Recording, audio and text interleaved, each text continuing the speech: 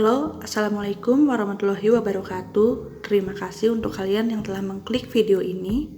Di video kali ini, aku akan membahas tentang seseorang yang telah berjasa sekaligus merugikan negara Indonesia. Dia adalah Husni Kasdut, seorang perampok dan pembunuh yang melegenda dan ditakuti oleh orang-orang. Namun, tak banyak yang tahu kalau pada tahun 1945 sampai 1949, dia ikut serta dalam perang kemerdekaan Indonesia. Sangat disayangkan memang, seseorang yang pernah menjadi pahlawan nasional, tapi lebih dikenal dan dikenang sebagai penjahat. Seperti apa sepak terjang Husni Kasdut? Simak video ini sampai selesai ya. Tapi seperti biasa nih, sebelum kita lanjut ke pembahasannya, tolong bantu aku untuk klik tombol subscribe-nya dulu ya teman-teman, biar aku semakin semangat bikin videonya. Dan jangan lupa juga untuk klik tombol loncengnya, biar kalian gak ketinggalan kalau aku upload video terbaru lainnya. Aku tungguin ya. Oke, terima kasih teman-teman. Sekarang yuk kita lanjut ke pembahasannya. Husni Kasdut adalah seorang pria yang dilahirkan oleh seorang ibu yang bernama Kastun, atau sering disebut Mbok Cilik. Ayahnya bernama Wonomejo, yang bekerja sebagai petani. Husni sempat mencari asal-usulnya, karena memang pernikahan orang tuanya sempat ditutupi, karena sang ibu sebelum menikah dengan ayahnya, telah menikah dengan saudara kandung ayahnya sendiri. Tanggal lahir Husni pun tidak diketahui dengan pasti, namun kemudian ditetapkan pada tanggal 29 Desember 1929. Tempat lahirnya pun ada yang mengatakan di Blitar dan ada juga yang mengatakan di Tulung Agung.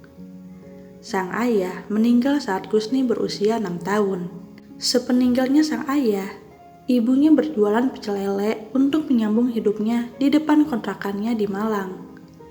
Beranjak dewasa, pada tahun 1945, Husni bergabung dengan grup pejuang dari Malang. Husni dan pejuang lainnya kemudian datang ke Surabaya pada saat penyobekan bendera Belanda di Hotel Yamato.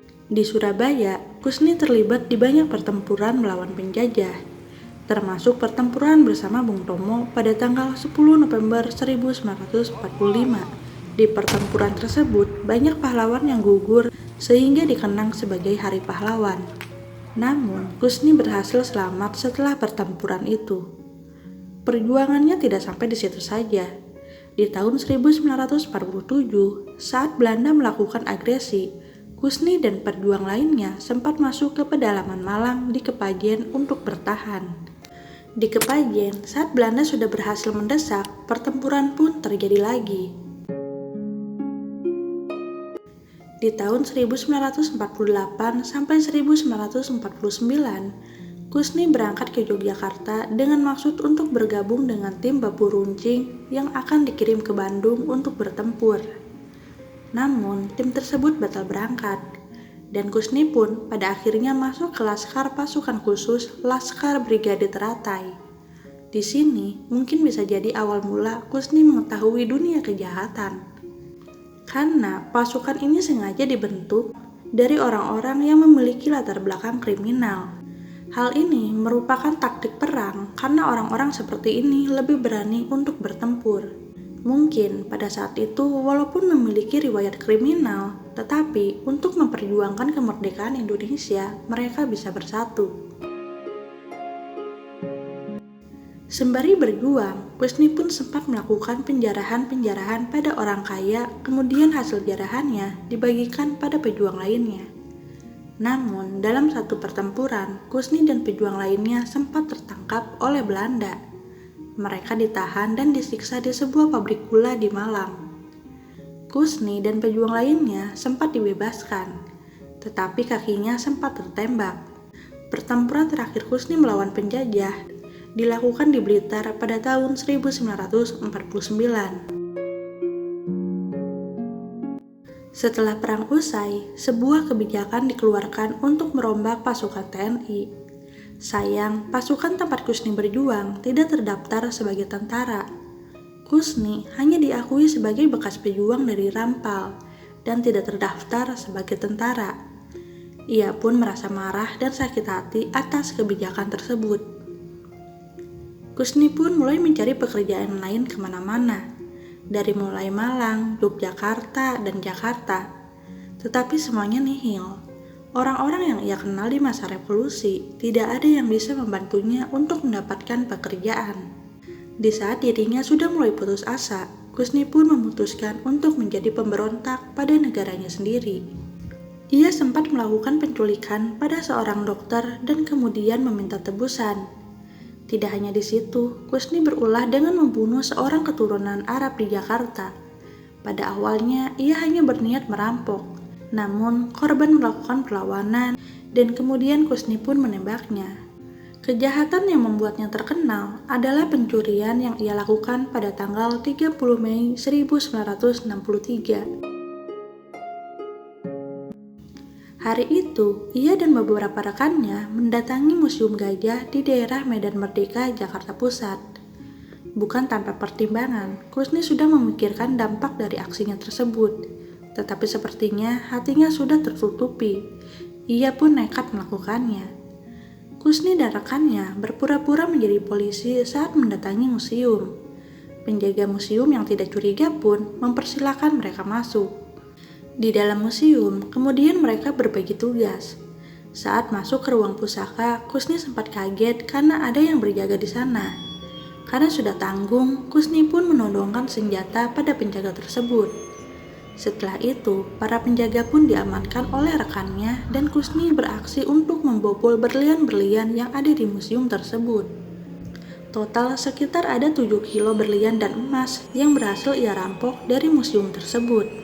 Para penjaga sempat ditusuk oleh rekan Kusni sebelum akhirnya mereka meninggalkan museum tersebut dan berhasil membawa berlian. Kejadian ini pun sontak membuat geger. Penyelidikan pada kasus ini pun segera diusut oleh polisi. Sementara, Kusni memerintahkan rekannya untuk menjual berlian hasil curiannya.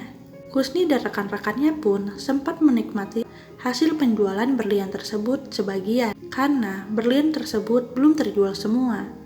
Kusni pun sempat membahagiakan anak dan istrinya dari uang hasil pencurian tersebut. Namun, pada saat Kusni akan mengambil uang hasil penjualan berlian yang kedua, ia melihat temannya sedang mengobrol dengan seseorang. Tidak disangka, temannya tersebut ternyata sedang diinterogasi oleh polisi. Mengetahui hal itu, Kusni yang sudah kepalang datang pun akhirnya berpura-pura juga menjadi polisi.